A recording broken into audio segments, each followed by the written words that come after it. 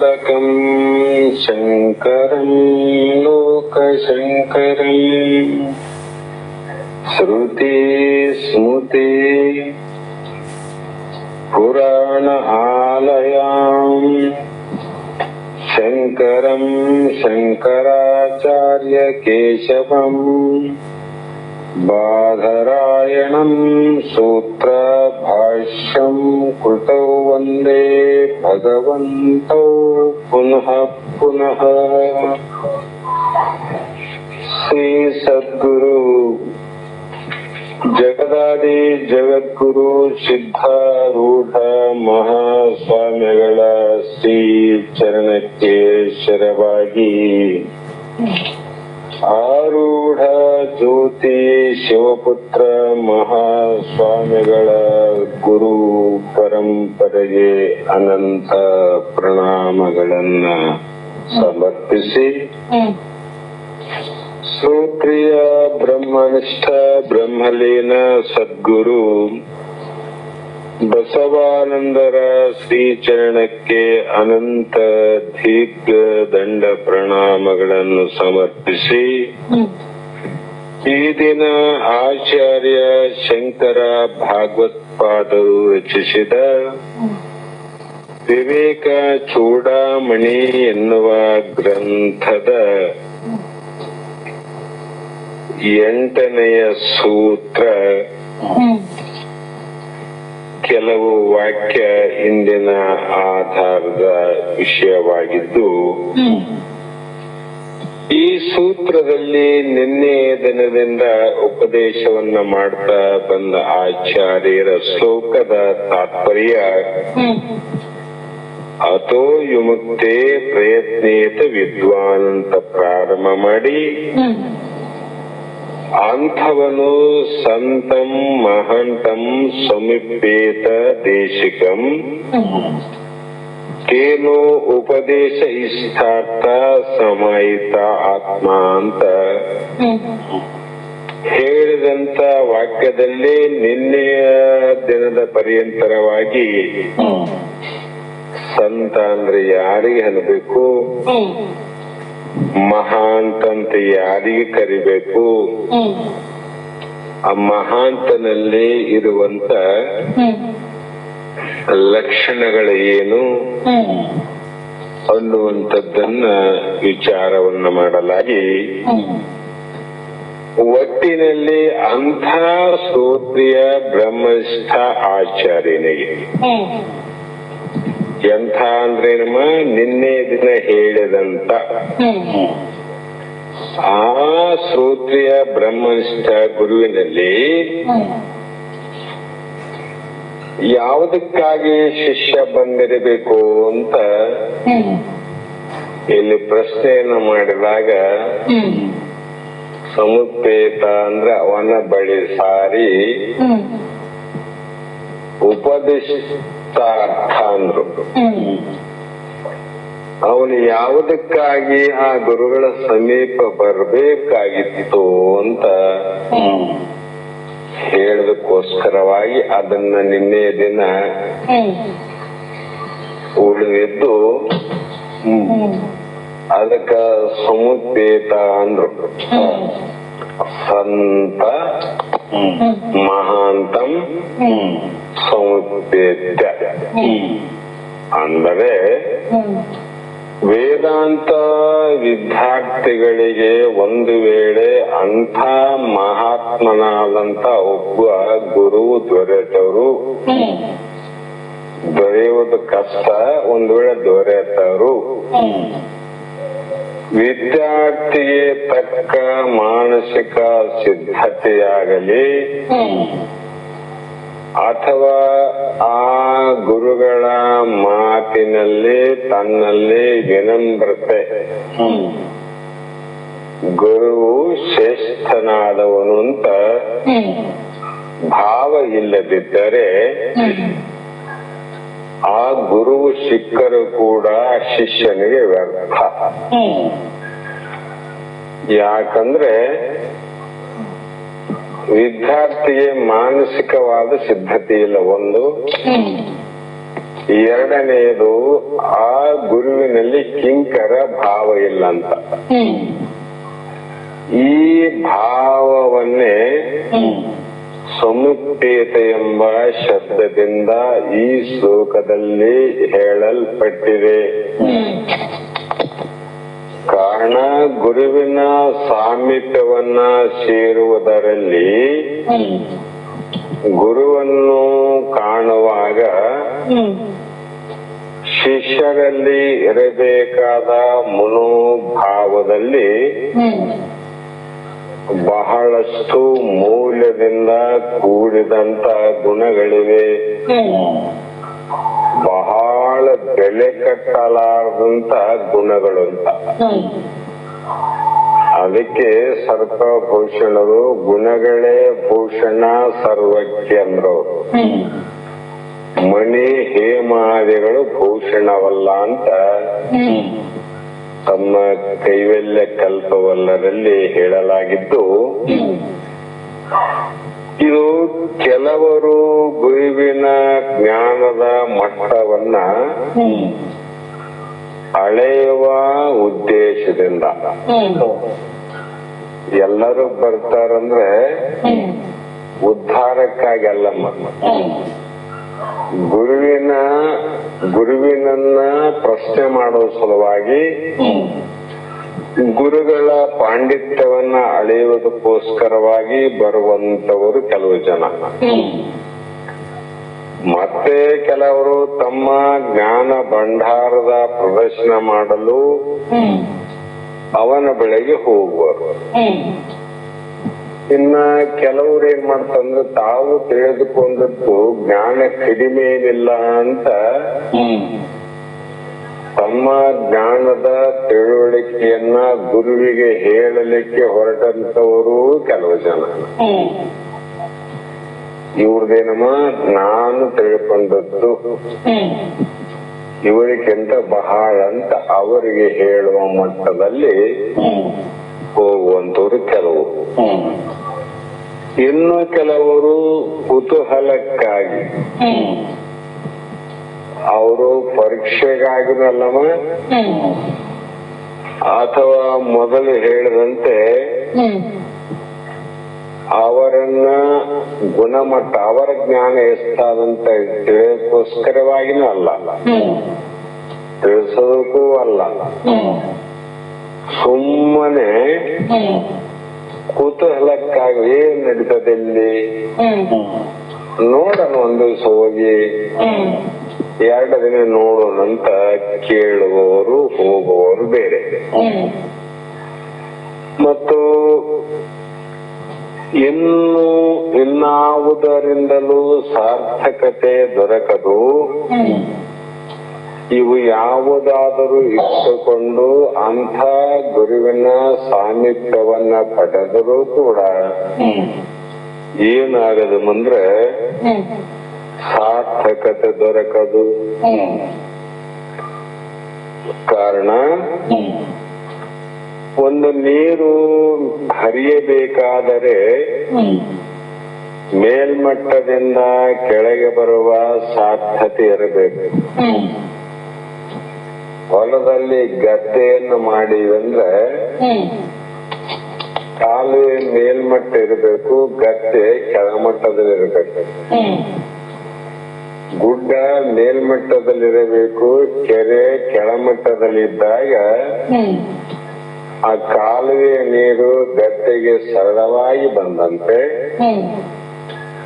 ಪರ್ವತ ಬೆಟ್ಟದ ಮೇಲಿನ ನೀರು ಕೆರೆಗೆ ಸರಳವಾಗಿ ಬಂದಂತೆ ಹೇಗೆ ಆಗುತ್ತದೆಯೋ ಹಾಗೆಯೇ ಜ್ಞಾನವನ್ನ ಗುರುವಿನಿಂದ ಸಾಧಕನು ಪಡೆಯಬೇಕಾದರೆ ಅವನು ಕಿಂಕರನಾಗಿ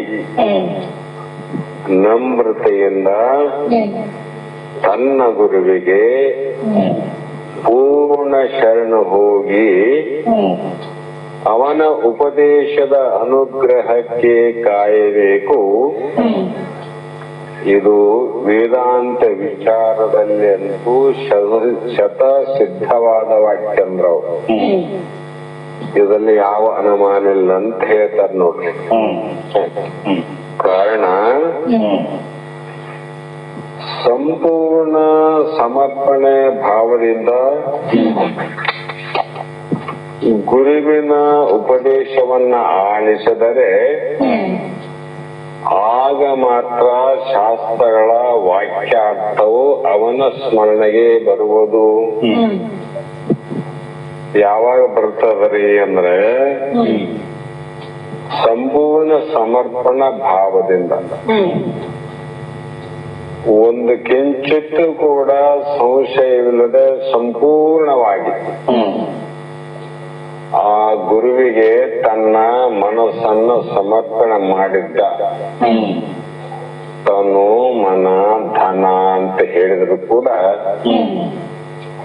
ಮುಖ್ಯವಾಗಿ ಸಮರ್ಪಣ ಮನೋಭಾವ ಇರಬೇಕು. ಆಗ ಮಾತ್ರ ಶಾಸ್ತ್ರಗಳ ವಾಕ್ಯಾರ್ಥವು ಮನಸ್ಸಿಗೆ ಸ್ಮರಿಸುವುದು. ನೀರು ಬಂದಂಗ ತಾನಾಗಿ ಶಾಸ್ತ್ರಗಳು ಬರ್ತಾವ. ಮತ್ತು ಗುರುವಿನಲ್ಲಿ ಭಕ್ತಿಯು ಗುರುವಾಕ್ಯದಲ್ಲಿ ಅಪಾರ ಶ್ರದ್ಧೆಯು. ಗುರುವಿನಲ್ಲಿ ಭಕ್ತಿ ಇರ್ಬೇಕ್ರಿ, ಗುರುವಿನ ಶಾಸ್ತ್ರ ವಾಕ್ಯದಲ್ಲಿ ಅಪಾರ ಬಹಳಷ್ಟು ನಂಬಿಕೆ ಅಥವಾ ವಿಶ್ವಾಸ ಇರ್ಬೇಕಂದ್ರೆ ಇದ್ದಾಗ ಮಂತ್ರಗಳ ಅಂತರಾರ್ಥವು ಒಳೆಯುವುದು. ಈ ಭಕ್ತಿ ಮತ್ತು ಶ್ರದ್ಧೆ ಎಲ್ಲಿ ಆದ್ರೆ ಅವರಲ್ಲಿ ಅಂತರ್ಗತವಾದಂತ ಮಂತ್ರಗಳ ಅರ್ಥ ಆಗ್ತದ, ಇಲ್ಲಂದ್ರೆ ಆಗೋದಿಲ್ಲ. ಯಾಕ್ರಿ ಮಳೆ ಬಂದದ, ನಮ್ಮ ಕೆರೆಗೆ ನೀರು ಬಂದಿಲ್ಲ ಅಂದ್ರೆ, ಮಳೆ ಬಂದದ ಕೆರೆಗೆ ನೀರು ಬರ್ಬೇಕಾದ್ರೆ ದಿಬ್ಬಲ್ಲಿ ಕೆರೆ ಮಾಡೋ ನೀರ್ ಹೆಂಗ್ ಬರ್ತದೆ? ಗುಡ್ಡದ ಕೆಳಗೆ ಇರ್ಬೇಕು ಕೆರೆ. ಗುಡ್ಡ ಒಂದಲ್ಲಿ ಆದ ಕೆರೆ ಒಂದಲ್ಲಿ ಆದಂದ್ರೆ ಆ ಗುಡ್ಡದ ನೀರು ಬೇರೆ ಕಡೆ ಹೋಗ್ತವೆ, ಕೆರೆಗೆ ಬರಂಗಿಲ್ಲ. ಸಾಮಿತ್ಯ ಯಾಕೆಂದ್ರೆ ಗುಡ್ಡಕ್ಕೂ ಬೆಟ್ಟಕ್ಕೂ ಕೆರೆಗೂ ಸಂಬಂಧ ಇರಬೇಕು, ಕಾಲುವಿಗೂ ಗದ್ದೆಕ್ಕೂ ಸಂಬಂಧ ಇರಬೇಕು, ಗುರುವಿಗೂ ಶಿಕ್ಷೆಗೂ ಶ್ರದ್ಧಾ ಭಕ್ತಿ ಇರಬೇಕು. ತಾನಾಗಿ ಬರ್ತಾವ. ಈ ರೀತಿ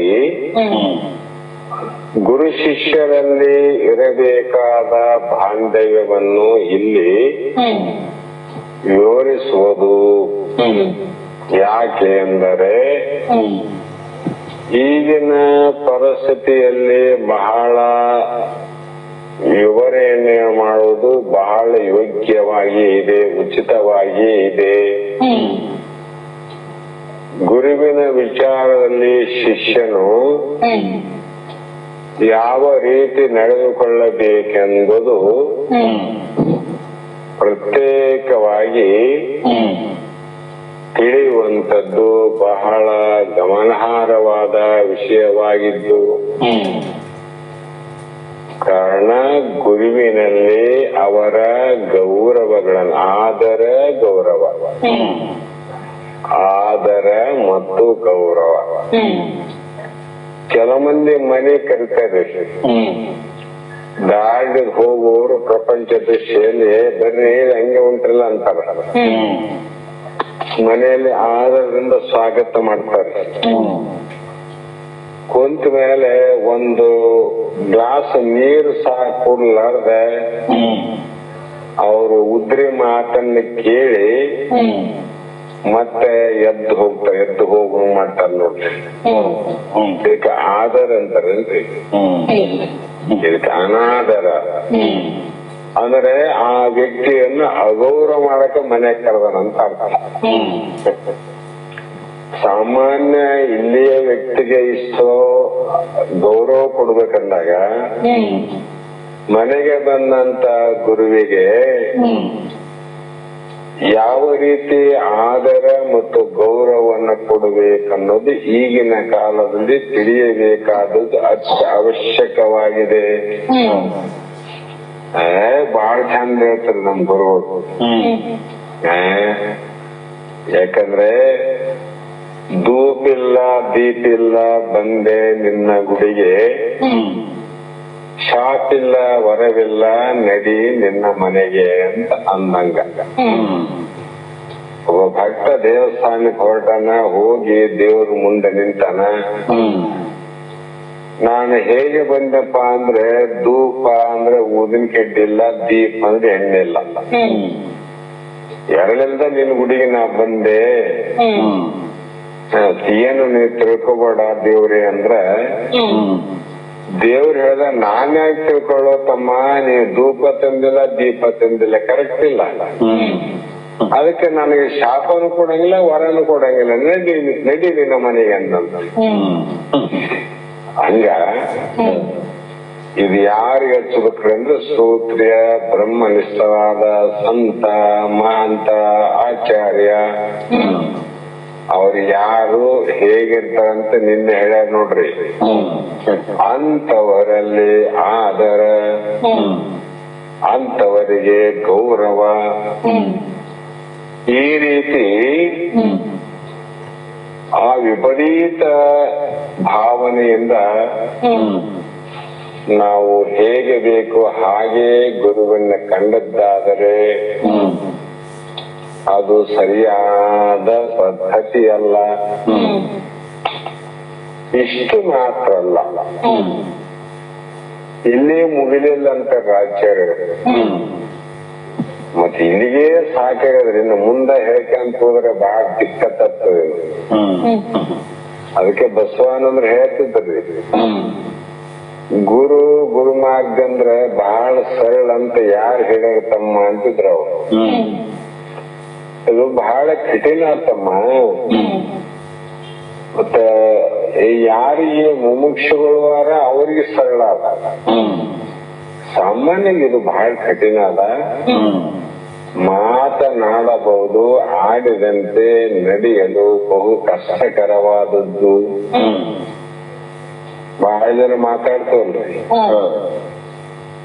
ನಡೆದಂಗ ನುಡಿಬೇಕಲ್ಲ, ಅದು ಬಹಳ ಕಷ್ಟ ಅಂತ. ಯಾಕೆಂದ್ರೆ ಸಾಧಕನಿಗೆ ಬೇಕಾದ ಸಕಲ ಗುಣಗಳಿದ್ದರೂ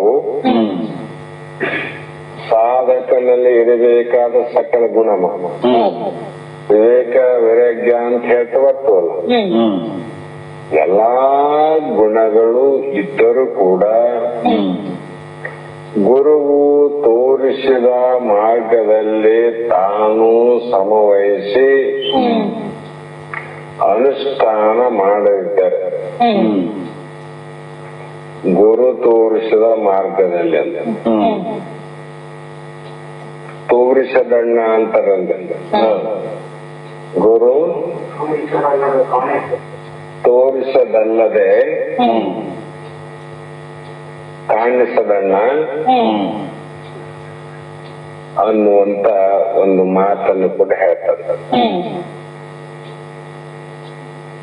ಅದೇ ಕಾರಣ ಇಲ್ಲಿ ಗುರು ತೋರಿಸಿದ ಮಾರ್ಗದಲ್ಲಿ ಅಂದ್ರು, ಗುರು ಈ ಸಾಧಕನಿಗೆ ಯಾವ ಮಾರ್ಗ ಹೇಳ್ಯಾರಮ್ಮ? ಕರ್ಮ ಮಾರ್ಗ ಅಲ್ಲ, ಜ್ಞಾನ ಮಾರ್ಗ ಹೇಳಿದ್ರೆ, ಹೌದಲ್ಲ? ಅಂತ ಜ್ಞಾನ ಮಾರ್ಗದಲ್ಲಿ ಶ್ರಮಪಟ್ಟು ಕಷ್ಟ ಪಡ್ಬೇಕಂದ್ರೆ ನೋಡ್ರಿ, ಶ್ರಮ ವಹಿಸಿ ಶ್ರಮಕ್ಕ ತಕ್ಕಂತ ಅನುಷ್ಠಾನವನ್ನು ಮಾಡದಿದ್ರೆ ಆ ಅಭ್ಯಾಸ ಆ ವೈರಾಗ್ಯಗಳಿಂದ ಆತ್ಮ ಜ್ಞಾನಕ್ಕೆ ಪ್ರಯತ್ನಿಸದಿದ್ದರೆ ಎಲ್ಲವೂ ನಿಷ್ಫಲ. ಏನ್ರಿ ಎಲ್ಲವೂ ನಿಷ್ಫಲ? ಮನುಷ್ಯ ಜನ್ಮ ಬಂದದ್ದು ನಿಷ್ಫಲ, ಮುಮುಕ್ಷತ್ವ ಬಂದದ್ದು ನಿಷ್ಫಲ, ಮಹಾಜನರ ಆಶ್ರಯ ದೊರಕಿದ ನಿಷ್ಫಲ, ಮತ್ತ ಶಾಸ್ತ್ರಗಳ ಕೇಳಿದ ನಿಷ್ಫಲ, ವಚನ ಕೇಳಿದ ನಿಷ್ಫಲ. ನಿನ್ನಲ್ಲಿ ಇರ್ತಕ್ಕಂಥ ವಿವೇಕ ವೈರಾಗ್ಯ ಸಾಧನ ಚತುಷ್ಟಯಗಳು ಕೂಡ ನಿಷ್ಫಲವು. ಯಾಕಾಯ್ತ್ರಿ ನಿಷ್ಫಲ ಅಂದ್ರೆ ಇಲ್ಲಿ ಅಹಂಕಾರ ಆಯ್ತಂತ. ಕಿಂಕರ ಭಾವ ಬರ್ಲಿಲ್ಲ ಶಿಷ್ಯನಲ್ಲಿ.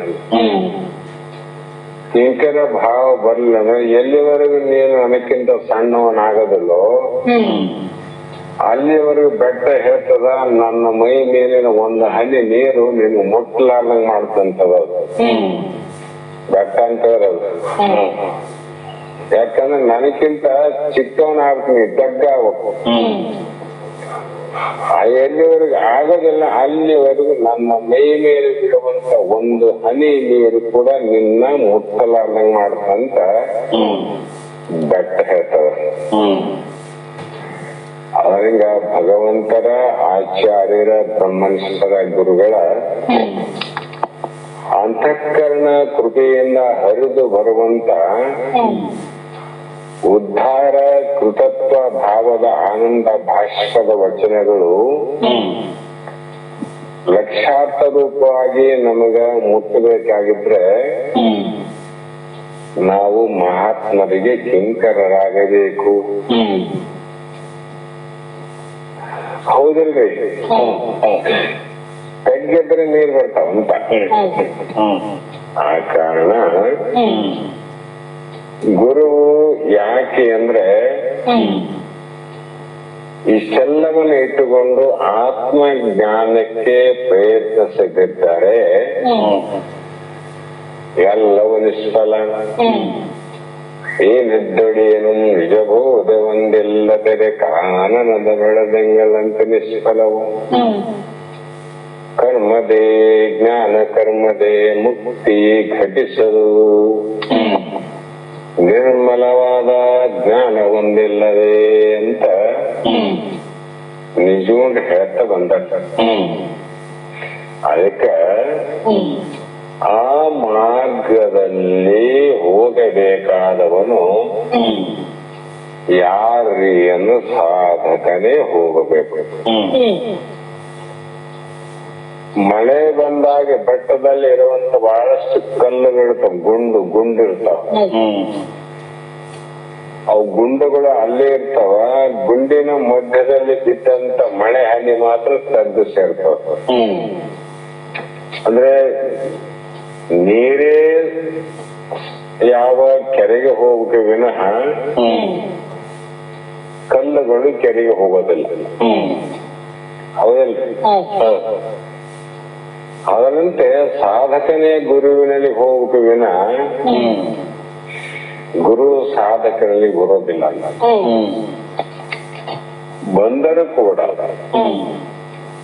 ಗುರುವಿನ ಉಪದೇಶವನ್ನ ನಮ್ಮ ಜೀವನದಲ್ಲಿ, ಬದುಕಿನಲ್ಲಿ ಅಳವಡಿಸಿಕೊಳ್ಳಬೇಕು. ಅದರಂತೆ ನಡೆದು ತನ್ನನ್ನು ತಾನು ಉದ್ಧಾರ ಮಾಡಿಕೊಳ್ಳಬೇಕು. ಅದೇ ಶಿಷ್ಯನ ಮಹಾ ಸಾಧನೆ. ಸಮೀಪ ಆದ್ರೆ ಏನ್ ಮಾಡ್ಕೊಂತ ಕುಂತ್ರಿ ಇಷ್ಟು ವರ್ಷ ಗುರು ಸಮೀಪ ಇದ್ದಾಗ?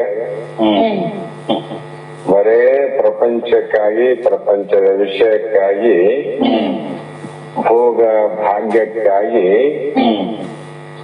ಗುರುಗಳನ್ನ ಆಶ್ರಯಿಸಿ ಗುರುವಿನ ಬಳಿಗೆ ಸಾರಿ ತನ್ನ ಮೂಲ ಸ್ವರೂಪವನ್ನು ತಿಳಿಯಲಾರದೆ ಏನನ್ನಾದರೂ ಪಡೆದರೂ ಕೂಡ ಏನಿದ್ದೊಡೆಯನಂ ನಿಜಬೋಧ ಇಲ್ಲದೊಂದಿರೆ ಎಲ್ಲ ನಿಷ್ಫಲಂತಾರೆ ಮಹಾತ್ಮ. ಮತ್ತೆ ಅನೇಕ ಸಮಯದಲ್ಲಿ ಗುರುವು ಹೇಳುವುದನ್ನು, ಗುರು ಹೇಳಿರುವುದನ್ನು